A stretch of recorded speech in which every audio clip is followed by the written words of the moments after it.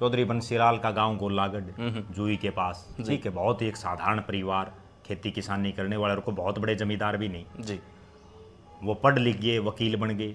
उसके बाद उनकी राजनीति चली। सबसे पहले इस बात का बहुत कम लोगों को पता है हरियाणा में कि उनको सबसे पहले राज्यसभा में भेजा गया, और राज्यसभा में जा करके उन्होंने दिल्ली में अपने नेताओं के साथ अच्छी खासी उनकी ठीक ठाक उठ बैठ होगी जी। उसके बाद परिणाम ये हुआ कि जब 1 नवंबर 1966 को हरियाणा अलग बना, पंडित भगवत दयाल शर्मा प्रदेश के पहले मुख्यमंत्री बने, जी। फिर राव बीरेंद्र सिंह दूसरे मुख्यमंत्री बने, और दोनों सरकार कुछ कुछ महीने में चली गई। जी।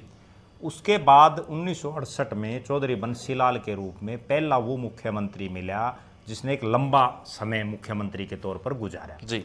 और उस दौरान ना केवल भिवानी में बल्कि हरियाणा में ही, चाहे वो बिजली की बहुत बड़ी समस्या थी, सड़कें नहीं थी, जी। क्योंकि नया नया हरियाणा बना था, और जो पंजाब का से हरियाणा का जो पार्ट अलग हुआ उसमें ज़्यादातर ड्राई एरिया था। जी। ज़्यादातर जो है टिब्बों की हालात थी, पानी की कोई वो नहीं थी। और राजनीतिक रूप से भी जब हरियाणा और पंजाब इकट्ठे थे ना, उसमें भी हरियाणा को बहुत बड़ा योगदान राजनीतिक रूप से पंजाब की राजनीति में नहीं रह पाया जितना रहना चाहिए था, क्योंकि सारा जो सिस्टम था वो पंजाब के नेता अगवानी कर रहे थे।